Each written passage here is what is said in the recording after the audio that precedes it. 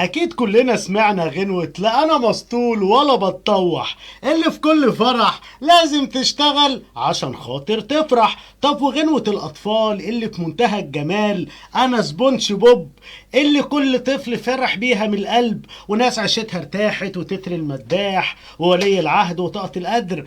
حلقة عملناها مخصوص عشان خاطر تبقى سعيد مع النجم الشاعر الكبير هذا ابو اليزيد. منور يا نجم. بنورك بنورك. جاهز؟ حتة فن محوج. جاهز.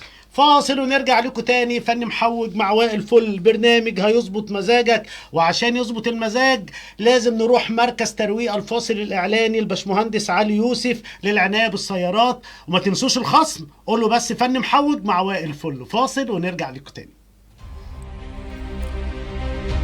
لو عايز عربيتك ترجع من تاني حلوة وجميلة، يبقى لازم تروح مركز ترويقة للعناية بالسيارات بالقيس حي السلام، أمام مؤسسة الزيات، إدارة المهندس علي يوسف. ترويقة جاية تروق على عربيتك.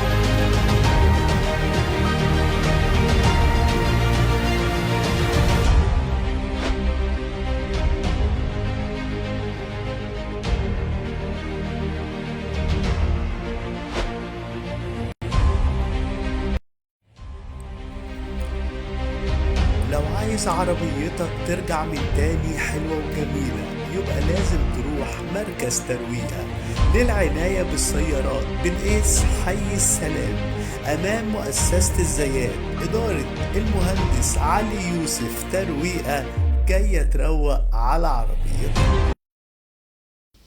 ورجعت لكم بعد الفاصل ومعايا الغالي الشاعر الكبير هذا ابو اليزيد. عامل ايه يا هادي؟ حبيبي الحمد لله. احوالك؟ تمام زي الفل زي الفل الحمد لله.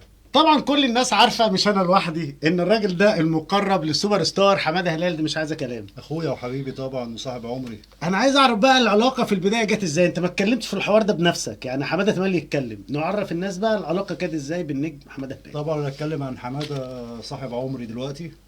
طبعا احنا ولاد منطقه واحده، القصيرين الزاويه الحمراء. انا 18 شارع سالم كاسبر، هو 24 بينا بيتين يعني مع بعض من واحنا 7 8 سنين كده. اه.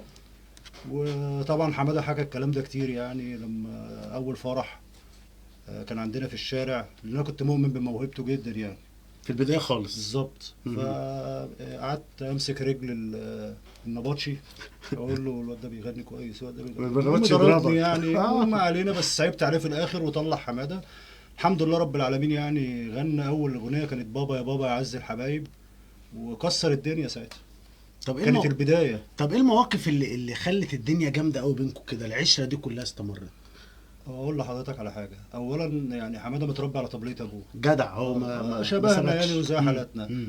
انا يمكن ظروفي ان انا يعني كنت يتيم الام والاب، اوه. وزي ما تقول كده يعني ايه، والدته الله يرحمها الله يرحمه. الحاجة رجاء، دي كانت امي التانية. يعني لما كانت تعمل مربيات حاجة مع حمادة حلوة، لما كانت تعمل حاجة، انا اللي ربنا اخويا ومرات اخويا الله يرحمه. مم. بس هي كانت بتعتبرني يعني تقول لي انا عندي انت ومدحت وحماده، انتوا الثلاثه يعني ولادي. انا ما عنديش 2 صبيان، انا عندي 3. كانت تعمل كيكه مثلا، تعمل اكل، تقول لحماده هات هدي معاك وانت ايه طالع، اطلع اكل واشرب. طب انهي اكله كانت ام الفنان حماده هلال الله يرحمها كانت بتعملها تحبها لو عملتها الله فانت يرحمها. تبقى مبسوط بقى؟ الله يرحمها. ايوه حماد امك عملت الاكله الحلوه دي. الله يرحمها. الكيكه دي كنت بموت فيها حبه الشاي بقى. تعمل لنا شاي بلبن وبتاع والكلام ده، على اننا بنذاكر. احنا ما كناش بنذاكر طبعا، كنتوا بتغنوا. يعني لما مسطولة بتطوح. فالله يرحمها الله يرحمها يعني. الله يرحمها. دي ام التانية، ويعني ربنا يجعله في ميزان حسناتها اللي هي عملته معايا. طب انا عايزك بقى توصل رساله الاثنين، تمام. للفنان السوبر ستار حماده هلال، تمام. ووالدته الله يرحمها، تقول لهم على الهوا رساله للاثنين. حماده بقول له انت حلمي اللي كبر معايا وبيكبر معايا يوم بعد يوم، انت ابني البكري، واي نجاح ليك ده نجاح ليا، انا ببقى مبسوط جدا طبعا. تاني حاجه الحاجه يعني بقول لها الله يرحمك انت يعني فعلا ونعم الام، طبعا وكتر الف خير على اللي هي كانت بتعمله معايا، وربنا يجعله في ميزان حسناتها، وهي دلوقتي في مكان كويس، هي في الجنه ونعيمها، ده ربنا اللي قال كده، وسيدنا طبعا. النبي اللي قال كده، طبعا انا وكافل اليتيم كيتيم في الجنه. طبعا. فهي عملت معايا كتير. وعشان كده حماده واخد حته الطيبه، بالظبط. واخد حته المحبه وحته بالظبط. الانسانيه، بالظبط. يعني هو واخدها منها على فكره متعلمها الحنية. من والدته ومن والده، يعني الحاج عبد الفتاح برضه ربنا يديه الصحه يا رب ويشفيه، ده برضه كان بيخاف علينا جدا جدا، كان يعني ما بيسيبناش كده ان احنا نبقى في الشارع والكلام ده، ينزل يتابعنا يشوفنا بنعمل ايه، بنلعب مع مين، بنتكلم مين، الكلام ده كله، فهو اتعلم الطيبه دي منهم. ما كانش معترض على حماده وهو بينزل يغني وانت بتاخده كده، هو طبعا الواد هيضيع الواد. هو طبعا في البدايات كأب وده طفل طبعا لازم يخاف عليه، وحماده يعني مالكش سيب الواد في حاله يا هادي، يعني كان بيبقى في بقى ايه يا ابني سيب ابني يا ابني. مناوشات. هو ياما علقنا وادانا علق يعني، اوه ياما ادانا علق يعني، من كتر خوفه علينا يعني. طب المحبه، بالظبط. ربنا يديم المحبه بينكم يا رب. فيش مره كده قعدت مع حماده هلال وقلت له غنى وما عجبتوش، قال لك ايه يا لا ابني كتير الكذب ده؟ قال لي يا ابني انت جاي لا تهزر. كتير حصل كتير. بس هي الكيمياء ما بيننا يعني حماده في المحبه كله بيعدي. يعني في كده بنعرف نظبط الدنيا مع بعض، الكيمياء بتاعتنا جايه مع بعض. طب في موقف بقى هو جه قال لك اكتب لي على حاجه معينه، انا عايزك تعمل لي على حاجه؟ هقول لحضرتك يعني كان في غنوة مسطول، ده انا هتكلم عليها ده. ايوه عيله طبعا. واطيه ونصابه، فخوره انا اللي كاتبها. الاغنيه هو غيرها على هي فكرة. انا عارف عيلة عيلة مليانة مليانة طياب. هي الغنوه اصلا كانت معموله للفنان محمد سعد في فيلم عوكل. ده جديد الكلام ده. يعني دي كان معموله لعوكل، كان لحن حماده، مهم. وهو اللي قال لي عايزين مشهد بيتكلم عن واحد خطيبته نصبت عليه وخدت فلوسه وبتتجوز واحد تاني، فهو راح يغني بقى وهيخرب الدنيا. فمن هنا جت الفكره بتاعت انا لا مسطول ولا بتطوح، انا جاي جامل ومروح. فما حصلش نصيب، ما نزلتش في الفيلم. انا زعلت، حماد قال لي ما تزعلش، يقول لي ما تزعلش اصبر بس. فاجئني بقى ان ايه، فيلم العيال هربت الغنوه كسرت الدنيا. طب ما بتتكلمش خالص، انا بتكلم في سؤال بقى بعيد عن الميديا. تمام. يعني حماده طبعا اخوك وصاحبك. تمام. موضوع البيزنس، تمام. يعني هو انت بتجامل عشان خاطر حماده ولا ده شغله اكل عيش هو ما يرضاهاش؟ حماده بصرف النظر عن الاغاني وعن الكلام انا ده بص على كله، الناس ما تفهمش، في ناس فاكره احنا علاقتنا ببعض اخوات. يعني مش عايز اقول لك يعني في تعب، بتكلم في الشغل، في مرض، في فرح ما بيسيبنيش. يعني في بينكم حاجه فرح بنتي طبعا الاخير كان ظهره تعبه، وكان طبعا عامل حقن، وجه قعد الفرح كله. يعني زي ما بقول لحضرتك كده. فده يعني ده اخويا يعني الصحوبيه بجد مفيش مصلحه، انا احب اشوفه دايما كويس. وانا بحب جدا حبك ليه، وبحب هو حبه ليك واحترامه ليك، وبيتكلم في محبه وبيقول لك اخويا وصاحبي اقرب حد ليا. طبعا ابن بلد قوي. بالظبط. انا بحب حماده هلال على فكره أبوه. وكلنا بنحبه على فكره. يعني احتراما لاي فنان، الفنان الوحيد لا غبار عليه. بالظبط. ما حدش قال عليه كلمه وحشه. يعني مثلا كان في غنوه اتسرقت منه انا فاكر في لقاء، قاعد يقول لك ما فيش مشكله عادي انا مسامحه. يعني عنده حته كان تامر حسني يعني مش عايزين الله يشفيه، يعني ربنا يشفي السوبر ستار تامر حسني. برضه انا من عشاقه وفنان كبير طبعا تامر حسني، وانتهز الفرصه برضه واقول ربنا يشفيه ويعافيه، ربنا يشفيه يا رب. هو تعبان جدا، يرجع جدا لجمهوره تاني ويكسر الدنيا يعني. طبعا. طيب احنا دلوقتي مدام حماده هلال حبيبك، تمام. احنا هناخد بقى حبه شغل كده من حماده هلال عن طريقك. انت اسمك ايه؟ هادي. يلا جاهز يا هادي؟ جاهز. هسألك اسئله يا هادي على حروف اسمك تخص النجم حماده هلال. ربنا يستر. طيب اول حاجه حرف اله، مش محتاجه كلام. تمام. هات غنوه لحماده هلال اولها حرف ه، ومن حق الجمهور يساعدنا في الفقره بتاعت حماده هلال مخصوصه. غنوه لحماده هلال اولها حرف اله. طب نشوف راي الجمهور. صاحبه يا انتيم اشتغل.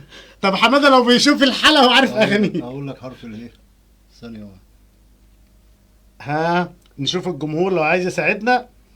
يلا بينا. بس ما اعتقدش ان في. انت بتقول ما تعتقدش غنوه بحرف اله؟ ما تعتقدش ان في غنوه لحماده هلال بحرف اله. طب حد من ورا الكاميرا يعرف الكلام ده؟ غنوه لحماده هلال بحرف اله، هي غنوه رومانسيه. طيب تعرف انت يا باشمهندس؟ طيب نشوف الناس منورين الدنيا. منورين حبيب قلبي، حلقه رائعه. طيب يا مروه سلامه عشان دي من الناس المتابعين. الشاعر الكبير هادي ابو اليزيد في عايزين غنوه لحماده هلال اولها حرف اله، اللي يعرف يكتب لنا في كومنت، واللي مش عارف انا مضطر اقول. قول. ها اقول؟ طيب قلوب قلوب ما شاء الله. طيب الغنوه دي بتقول لك هات ايديك والمس ايديا. لا لا انا صح. ايه؟ هي اسمها خدني ليك، ما اسمهاش هات ايديك مفيش والمس يعني أنا غلط؟ انا صح.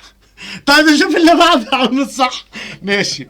طب بعد الحرف اللي بعدها حرف الالف. تمام. تمام.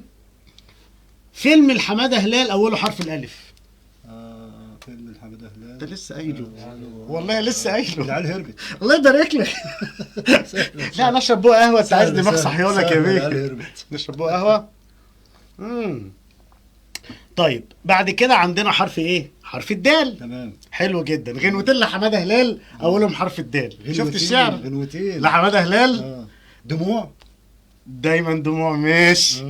و هي اسمها دايما دموع، بس انا لا صلحتها. اسمها دموع. ماشي. دموع هي دموع. طيب الثانيه. ما هي دايما دموع برضه. طيب ماشي يا حبيبي. يعني سواء التانية. دموع او دايما دموع. عايز يهرب يبقى ناجح معايا. الثانيه. تاني غنوه. غنوة قديمة في البدايات، ده حبها قوي. دار الزمان. ودار الزمان وعنيك قدام بكت قدام عيني. من احلى الاغاني اللي بحبها غناها. قوي. من احلى الاغاني اللي غناها احمد. طيب اخر حرف عندنا حرف ايه؟ ليه؟ شاطر انت حلو يعني. طيب دلوقتي حرف الياء. في غنوة للنجم حمادة هلال، غنوة سبوع اولها حرف الياء، بتقول ايه؟ غنوة سبوع؟ طب ما معروفه يعني. ايه؟ السبوع يا رب يا رب. الله عليك، بس انا حلو، انا طيب، انا مش وحش. طيب لو طلع لك فانوس علاء الدين وقال لك شبيك لبيك عبدك وملك ايديك، الشاعر الكبير هذا ابو اليزيد يطلب منه ايه؟ اطلب منه حاجه. دي فرصه بقى، مش هيجي كتير. حاجه ليا انا. حاجه هيجيب لنا. عايزين الصحه والستر. الله عليك. الحمد لله. الله عليك. هي مستوره، عايزين والله احسن حاجه الصحه والستر اهم حاجه. طيب احنا معانا دلوقتي فقره اسمها في الصندوق. تمام. جاهز؟ جاهز. هنشوف صندوق الفنان الكبير هادي ابو اليزيد فيه ايه. احنا اخوات. تمام.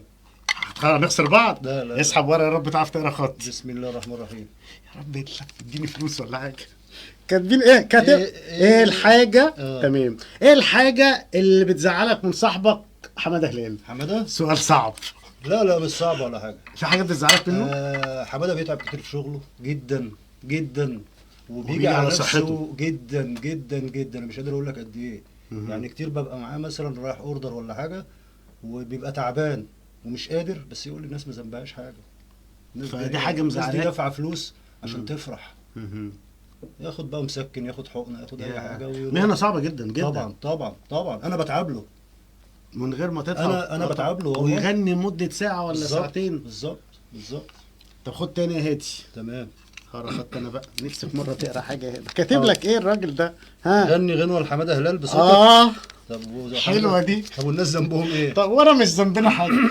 والأول مرة الشاعر الكبير هادي أبو اليزيد هيغني غنوة لصاحب عمره حمادة هلال بصوته، وانا ممكن اساعدك. تمام. غني له.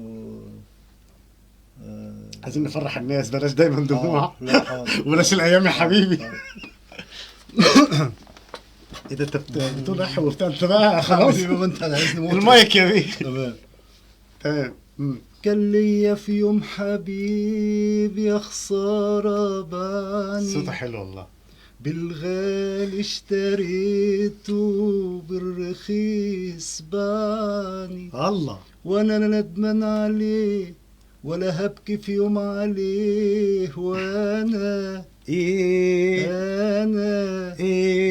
لا انا مسطول ولا بتطوح، انا جاي جامل ومروح، واشوف اللي باعني وسابني وخاني، خلى قلبي بيتمطوح. ياما يابا دي عيلة مليانة طيابة. غيرها الراجل. طيبين.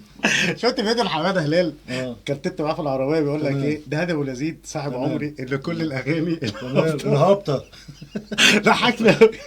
لا على فكره هي غنوه بتحكي عن موقف بالظبط. يعني انت فاهم. هي ما هو السياق الدرامي طبعا يعني متطلب مني ان انا اكتب الكلام دوت. واحده نصابه ونصبت عليه وقالها نصابين. لا وانت بالعكس التعبير حلو جدا. هو رايح يغني في الفرح بتاعه. طيب دي بتطلب في كل افراح. بقول لحضرتك يعني بس ذكاء منه في البدايه. كانت يعني ما بقول لحضرتك كانت بتطلب جامد جدا. خلي بالك الغنوه دي عملت يجي مليار مشاهده. ده فعلا. انت بال حضرتك وقبل اليوتيوب نازله بكام سنه كانش فيه يوتيوب لسه. والناس كلها تعرفها، أنا مفيش بقول حد لحضرتك. مش عارف لا انا مسطول ولا بتطوع. مش انت عارفها يا ابني؟ أنا طب بقول قول لك. عارفها. ترند عارفها خلاص، بقول النار لحضرتك. حتى الكاميرا. هي الحمد لله. بس حماده زي ما تقول بقى ايه يعني ايه، قال لك بقى يعني بيروح في اماكن كده، بس لما بيروح حفلات عامه لا بيقولها زي ما هي. بيقولها مش بيقول واطي ونصابه، هو غيرها. بيقول واطيه ونصابه. بيقول واطيه ونصابه. الحفلات العامه الجمهور، الحفلات المفتوحه. اها. لكن في الافراح والكلام ده بيغير دي عيله مليانه طيب. الناس بتطلب منه ان هو يغنيها زي ما هي. طب الإفيه ده، دي عيله مليانه طيب، هو اللي الفه ولا انت؟ لا هو حماده قال ده عايز غير اخلص، الجمله دي خلاها هذا هيضيع كل اللي بينا. بالظبط. بس عايز اقول لحضرتك في الجزائر كانوا بيكسروا الكراسي من كتر الرقص على الغنوه دي. في الاردن طبعا. نفس القصه، في تونس نفس القصه. ده انت بتاع مواقف بقى، انت عامل لحماده هلال غنوه انا سبونج بوب. دي موضوع تاني دي. كلمني بقى عن الموضوع التاني. هو حماده كان دخل يصور فيلم مستر اند ميسيس اويس. فالمهم كلمني قال لي عادي انا في لحن عامله عايز تكتب عليه. يعني هو كان لحن الاول انا سبونج بوب. لحن ومتوزع كمان الموسيقى. كان توما هو اللي موزع الموسيقى بتاعتها. فقلت له ماشي يا حبيبي. رحت له الاوردر وقعدت معاه وبتاع، بعت لي الحاجه احفظ يعني اللحن والكلام دوت. موضوع صعب جدا، انا ما كنتش اعرف مين سبونج بوب ده اصلا. امال الرجاله ازاي الفكره سبونج بوب؟ ما هو انا بقول لك هو عايز يتكلم عن سبونج بوب. المشهد ده المفروض هو هيلبس شخصيه سبونج بوب، عايز وهو يتكلم بقى عنه. مخطوف وراح يعني مش راح بمزاجه في الموقف ده، هو راح مخطوف. فانت قعدت ومجبر بقى على انه يبقى موجود هناك على اليوتيوب ويغني. بقى تذاكر سبونج بوب. فلازم بقى تكتب جمله تمشي مع اللحن اللي معمول، مع التقطيعات اللي معموله، تدي المعنى اللي هو عايزه. صعب الكلام طبعا ده. بيبقى صعب بس برضه ممتع. فقلت له انا بقى كده صيتي مسمع، انا واد مجدع من يومي، مهما لعبت طلعت نزلت، انا ما بوسخش هدومي، بلعب 120 ضغط اول ما اقوم من نومي، وتوم وجيري بيتفقوا عليا فاكريني جبنه رومي. يا ابن اللي هم توم وجيري اللي كانوا خاطفين. بس عايز اقول لك حاجه، انت جامد قوي. فالحمد لله رب العالمين برضو قرفتي يعني فيها كانت حلوه الحمد لله. حلو قوي الحمد لله رب العالمين. والغنوه بص سبحان الله كل اغانيك مع حماده هلال الحمد لله. يعني حتى انا عايز اتكلم عن على الله. على الله الحمد لله. لسه الحمد لله الغنوه دي طبعا عايزه لسه واخده جايزه. عايز اشكر طبعا الملحن الجميل مصطفى شكري. مصطفى شكري ده جاي الايام الجايه دي بتاعته، ملحن شاطر جدا جدا. ده لو قرا الجورنال يلحن لك الكلام بتاع الجورنال للدرجه دي بالظبط كده. عملنا مع بعض غنوه على الله، توزيع شندي وخليل برضو. الناس دي جمال قوي يعني شاطرين. هو حماده بيدي فرص لكل الناس بالظبط. فالغنوه دي فازت السنه دي بكاس انرجي احسن اغنيه في عمل درامي في رمضان في 2025. والملحن مصطفى شكري راح خد الجايزه. طب وشعورك ايه بقى لما الغنوه زي كده؟ ببقى فرحان. بص بقول لحضرتك يعني حماده لما بينزل لي غنوه معاه هو بيبقى فرحان بيها. يعني الغنوه دي دخل الاستوديو 3 مرات غناها، عادها 3 مرات غنى. يقول لك لا عايزه، فرحان. هو فرحان، هو حبيبها. هو في حاجه انا عاملها له هو بيبقى فرحان بيها. لما انت بتبقى عاملها له بيبقى فرحان بيها قوي. نركز بقى في الكلمه. هذا ابو اليزيد صاحبه الانتيم، لو في غنوه هو عملها للنجم حماده هلال تمام من محبته ليك تمام. بيبقى فرحان بيها، بيغنيها بحب. وتخيل بقى لو هو كمان حبيبها والغنوه عجباه بالظبط. فبتكسر الدنيا. الحمد لله رب العالمين خدت احسن غنوه كاس انرجي للدراما السنه دي الحمد لله. ربنا يديم المحبه بينكم حبيبي. انت فاكرني نسيت الصندوق؟ لا ليه يا بيه؟ ليه يا بيه؟ انت غلبان. وريني يا ابني، وريني ايه الاكله اللي صاحبك حماده هلال بيحبها وانت كمان؟ ايه الاكله اللي حماده هلال بيحبها؟ حماده بيحب السمك المكاريل المشوي. السمك المكاريل المشوي وانت كمان بتحبه؟ طبعا. طب احنا عرفنا ان دي جديده دي. النجم حماده هلال الاسئله الغريبه بتجيب معلومه جديده دي. معروفه. تمام. بيحب المكاريل المشوي. تمام. اللي عايز يوصل للنجم حماده هلال عارف الطريقه. بالظبط كده. خلاص مكاريل مشوي. او يبعت لي انا، مش يبعت لي انا المكاريل اللي انا هاكله وهقول له طعمه ايه. بالظبط. طب اسمع تاني اهو. ماشي. بسم الله. حبيبي والله لذيذه الورقه ده، في حاجه غريبه. ايه موقف حصل لك مع صاحبك حماده هلال مش قادر تنساه؟ في موقف حصل ما بينكم مش قادر تنساه؟ في مواقف حلوه كتير طبعا يعني، مواقف او وحشه او في البدايات. مواقف جميله. ما هو البدايات العلقه اللي انا خدتها. دي موقف. في موقف تاني على كبر. في مره برضو بالذكر برضو الحاج عبد الفتاح هلال والده ده طبعا ابويا ربنا يشفيه ويعافيه يخليه لينا. ربنا يشفيه يا رب. كنا طبعا اطفال صغيرين 8 سنين كده ولا حاجه، بنروح نعوم مش عارف فين في النيل، نعوم فين كده وبتاع. فالمهم راجعين هدومنا مبلوله يعني، ماشيين في الشارع مبلولين. فانا طلعت البيت عادي، ربنا سترها عليا واتدريت وتمام. حماده طلع الغلبان حماده هلال. فلقيت طبعا الحاج عبد الفتاح ربنا يشفيه ويعافيه ويخلينا بينده عليا من الشباك. اول ما اقوم من نومي بتكهرب. اه خلاص قلت في حاجه بقى. اول ما نزل قبل ما يقول لي قلت له ده احنا رحنا كذا وعملنا كذا وعملنا اعترفت كذا. من قال غير لي أي تعالى حاجة. تعالى يا حبيبي تعالى. خدته وطلعت. قال لي قول لي بقى يا هادي انت كنت فين؟ ببص طبعا لقيته معلق حماده. كان متعلق. بعد طبعا خلصنا قال لي انا متعلق بقالي ساعه ما اتكلمتش. اول ما اشوف ابويا تقوم عاجله كل حاجه. ما كان ما محمد اقدرش، هنيدي. كنت بخاف منه ولحد الان اخاف منه. احترام ليه طبعا من طبعا. كتر ما بتحبه مش قادر حتى طبعا. لا تزعله. ده حبيبي طبعا. على فكره انت جدع قوي يا هادي. حبيبي يعني انت حبيبي صاحب والله. مش موجود دلوقتي، يعني انا الراجل ده فعلا انت مختلف في كل حاجه. الله يكرمك. الله انا يكرمك. بحب علاقتك بحماده هلال الحمد واحترامك لله. ليه واحترامك لاهله. ده بص من فضل ربنا عليا ان هو رزقني بصاحب زي ده، عشان بس تبقى عارف. وربنا لما أنا في كرمه ناس بيحسدوني على طبعا. الكلام ده. وعايز اقول لك حاجه، وهو حتى ربنا لما كرمه مفيش لقاء جت سيرتك غير لما بيتكلم بحب وما بينساكش. هو بقول لحضرتك متربي على طبلية ابوه. ده انسان بسيط جدا جدا. الفنان جداً. يعتبر جداً. 90% من الناس بينسوا اهاليهم. انا عايز اقول لك في لا، فنانين لا، كتار بر باهله جدا, جدا، في ناس وحبايبه فعلا جداً. يقول لك لا ما اعرفهمش، انما حماده ده حاجه تاني خالص. ومش عايز اقول لك الخير اللي بيعمله في منطقته والخير اللي بيعمله في البلد في الشرقيه في الصنافين. لا في الزاويه الحمراء نفس القصه. لا مش عايز اقول لك يعني كان لسه بيفطر السنه اللي فاتت في رمضان في الزاويه الحمراء. كان طبعا عزومه هيصة بقى. الناس كلها بتحبه وراح يا باشا طبعا حضر. طبعا عادي حماده. ابن بلد. اه طب اخر ورقه ربنا يستر. ده يا عم، ده انا جميل يا عم والله، اسئله حلوه. انت هتهزر ترى ربنا يستر. مكتوب لك ايه في الزمن؟ اه ايه نصيحه قالها لك او قلتها للنجم حماده هلال؟ نصيحه قال لك يعني. نصيحه قبل كده بقى، هو بقى اللي نصحك؟ قال لي يا هادي يعني ايه طبعا السوشيال ميديا دوت والموضوع بتاع السوشيال ميديا ده حاجه يعني مهمه. يعني مهمه. انت ما مش تحاولش يعني تزعل حد منك. انت وانت ما يعني خليك بتاع الناس كلها. وانت فيك مشكله ان انت برضو مش مهتم شويه سوشيال ميديا. لا يعني انت ما- عندك ما- ماتيريال وعندك بالظبط، شغل، بالظبط. انت عامل نجاحات غير عاديه يا هادي. بالظبط. يعني مش فاهم يعني بالظبط. اقل من كده وبيكسر الدنيا. الراجل ده عامل لجنات اخر الحمد قرار. لله اخدت قرار برضه. أخدت قرار، صح؟ كانت تهد الالبوم بتاع الفنانه جنات. طبعا. عمال بتسيطر سنه سنه وصحصحت مشاعر دايما إنا.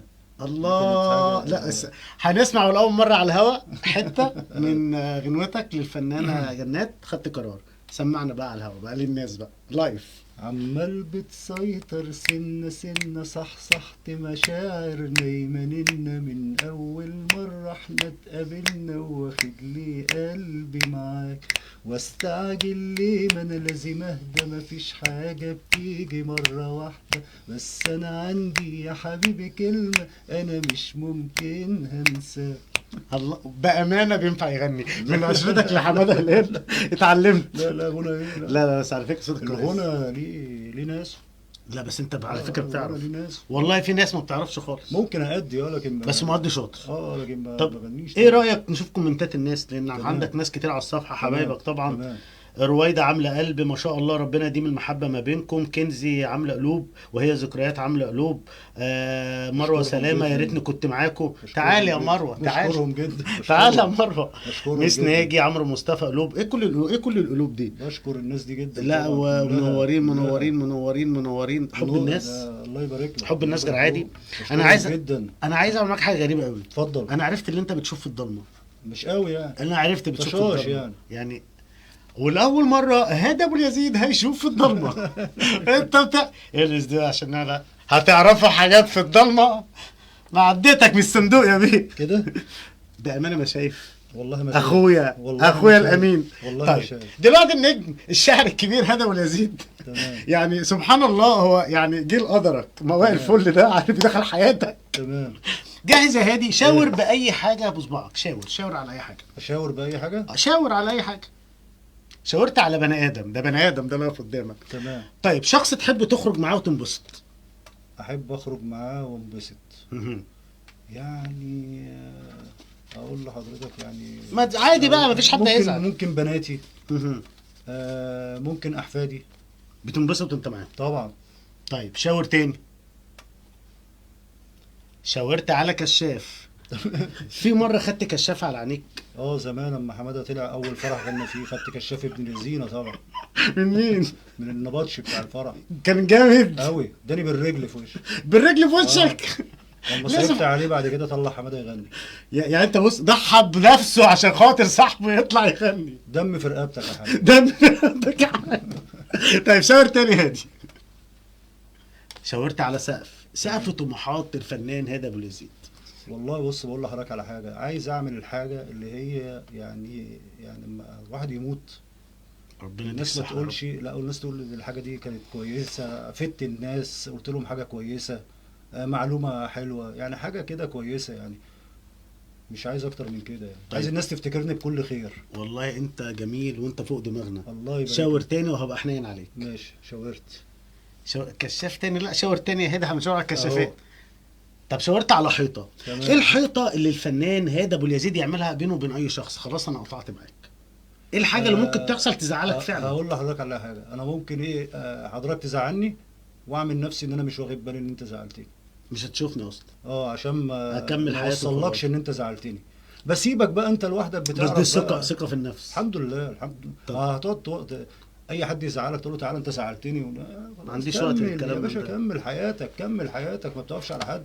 طيب شاور تاني اخر مره. طيب دي صوره ترابيزه حلو. تمام. في ترابيزه دلوقتي انت شاورت عليها. تمام. اخر مره الفنان هادي ابو اليزيد قاعد على ترابيزه يعيد حساباته. اخلع بقى دي. اخلع دي. تمام. اخر مره. مبروك العمليه نجحت. اخر مره اقعد اعيد حساباتي يعني. قعدت كده مع نفسك كده على ترابيزه قلت اعيد حساباتي. قريب الفترة اللي فاتت ديت كنت تعبت شوية كده، وصل لي تعب، وبرضه في الوسط ده في ناس يحرقوا الدم. يعني بالظبط يعني بيعشموك ويحاول مثلا يستفاد منك بحاجة فالناس دي انا خلاص شطبتهم من حياتي، وقعدت كده مع نفسي وقلت لا الناس دي بره حياتي نهائي. ده قريب جدا على فكره. بره هو لازم على فكره كل فتره نصفي حياتنا كده بالناس. بالظبط. لان في ناس بتبقى كمله عدد. دول خرجتهم بره حياتي نهائي. دي نكتب عليهم غنوه، دول خرجتهم خلاص يا باشا، حلو، خلاص خرجتهم بره حياتي. دول خلاص دول باي باي. طيب في اسئله اسمها لو عشان تمام. الحلقه تحلو. تمام. جاهز للو؟ تمام. طيب لو رجع بيك الزمن انت وصاحبك حماده هلال. تمام. وصلتوا العصر الخمسينات، تفتكر انت وحماده تعملوا ايه في 1950؟ كان احنا 1950. هنعمل ايه؟ سؤال غريب معلش. لا عادي برضه، كنا عادي، انا هكتب وهو هيغني برضه، هو هيبقى محمد فوزي. ايوه محمد. اه بس اقول لك حاجه، في جامد، وانت هتبقى مين؟ انا ممكن مثلا ابقى احمد رامي. طيب من ضمن اسئله لو هتختار شخصيه كرتونيه تعيش معاك تبقى مين؟ شخصيه كرتونيه سبونج بوب حبيبي. خلاص بقى ده عايش ده حبيبي. كنت ما اعرفوش دلوقتي بقى صاحبي. بس تخيل دلوقتي سبونج بوب بقى اما كبر في السن دلوقتي اما يجي يغني يا لهوي. يعني الاول كان بيقول انا بلعب 120 ضغط اول ما امي خلاص بقى الصحه على قد في دلوقتي المستشفى. تلاقي ظهره وجعه بقى وبتاع وشغلانه، وتلاقيه عجز وطلع عينه. طيب لو كتبت غنوه حلوه قوي وعايزها فنان كبير، السؤال ده مهم. تمام. وهيدفع لك فيها فلوس كتير، وفي نفس الوقت اخوك وصاحبك حماده هلال عجبته الغنوه، هتسيب الراجل الفنان الكبير والفلوس وهتديها لحماده هلال؟ تصدق وتامن كلام بالله. امانه. تصدق وتامن بالله. اه اي غنوه بكتبها لازم اسمعها لحماده الاول، عشان لو راحت لحد تاني اقول له بص انا بعتها له. طيب حلو جدا، انت دلوقتي عملت الكلام ده ما تمام. فيهوش مشاكل خالص. تمام. طيب لو غنوه حد عايز يشتريها منك ويدفع لك فيها فلوس، وحماده ما كانتش عاجباه، قال لك انا عايزها، قلت له في حد تاني قال لي هدفع فيها كذا، حماده اللي هيقول لي روح اديها له. كرم اخلاق قوي. حماده اللي هيقول لي، اللي بينا كبيره رجاله. هيقول لي روح اديها له استفاد. طيب حاجه تاني، اتفضل. لو رجعت العصر التسعينات، فاكر حماده هلال في طبعا التسعينات؟ حلو. التسعينات طبعا. هتحضر كواليس اني غنوه انت وحماده هلال؟ يعني هتدخلوا استوديو مين بيسجل؟ حماده هلال بيحب مين من المغنيين؟ التسعينات. حماده يعني كان بيسمع زمان جورج وسوف، كان بيعشق جورج وسوف. لو رحت تروح الغنوه بيسجلها جورج وسوف. لو رجعت بيحب اللي تعبنا سنين في هوادي جدا، وكان بيبدع فيها. اها هو في بداياته كانوا بيشبهوه بجورج وسوف. ايوه اللي كان بيغني له كمان اغانيه. بالظبط. كان هو ابيضاني وعنده البنك الاسود ده. بالظبط. طيب دلوقتي تقول لي مين خليك دايما معايا، نور ارضي وسمايا؟ طبعا اقولها الفنان الكبير حماده هلال. يا سلام، مش عشان غنوته، لا عشان هو حبيبي. لا اقولها له هو طبعا. طيب تقول لي مين حلوين قوي الله واكبر علينا؟ بعدين انا عملت فيديو ونزلته، حطيت صورتي انا وهو حطيت له برضه حماده هلال في ابتدائي ونزلتها. يعني برضه تقول حماده هلال؟ بالظبط. كل اغاني حماده هلال رايحه لحماده. بالظبط. طيب تقول لي مين حبيبي؟ ايوه انت اللي حبيبي انت وما فيش اي حد في حياتي بحبه اقولها له. طيب تقول لي مين؟ مش هقول على اللي حصل بيني لحماده وبين. مش هقول له، في حاجات مش هينفع اقولها. يا جدعان الحلقه دي حماده مش هلال. هينفع اقول، في حاجات مش هينفع اقولها. هتقولها برضه الحماده. اه انا عايز اقول لك والله العظيم انا ما شفت علاقه في الدنيا، ربنا يبارككم، الله ربنا يكرمك، يبارككم الله بجد، يكرمك. زي علاقتك انت والنجم حماده هلال. الحمد لله، ربنا يديمها نعمه. طيب. وخلي بالك الصداقه دي نعمه، طبعا. زي الصحه والستر كده، ربنا بيرزقك بصاحب، دي نعمه. طيب فادي، عندنا دلوقتي فاصل. انا عايز فاصل كده حاجه للنجم حماده هلال مع الشاعر هادي ابو اليزيد نروق بيها على الناس. لو عندنا ولا فيه يا فادي ده بيحقق كل احلامي، تمام. ما بنسانيش. تمام. فاصل ونرجع لكم تاني، ومعانا النجم هادي ابو اليزيد. جاهز بالفاصل يا استاذ فادي؟ يلا بينا. أكيد سمعت عن غنوة لا أنا مسطول ولا مبروك يا بطوح، هادي. اللي في أستاذ كل هادي أبو فرح اليزيد. لازم تشتغل عشان اسمع كده خاطر بتاعي. تفرح. مسطول طب ولا وغنوة بطوح. أنا سبونج سبونج بوب اللي فرحت كل طفل من القلب، وناس عيشتها ارتاحت، وتتر مسلسل المداح وولي العهد وطاقة القدر، وأغنية جنات أنا خدت قرار، حلقة ضرب نار، حلقة عملناها مخصوص عشان خاطر تبقى سعيد مع الشاعر الكبير هادي أبو اليزيد، وسر صداقته بالسوبر ستار حمادة هلال.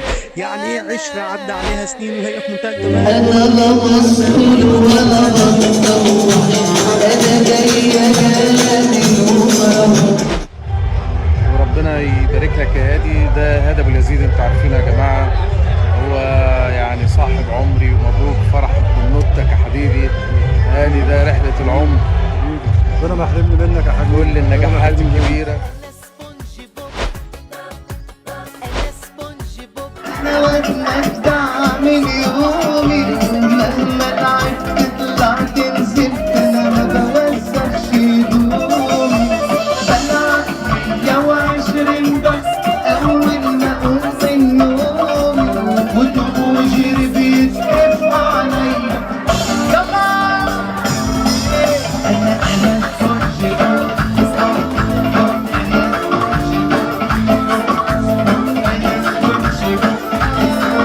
برنامج فن محوج، برنامج هيظبط مزاجك مع وائل فل. تشربوا قهوه جامد قوي فن محوج ده. حتى سبحان الله عشان البرنامج فن محوج البن المحوج طالع جامد قوي.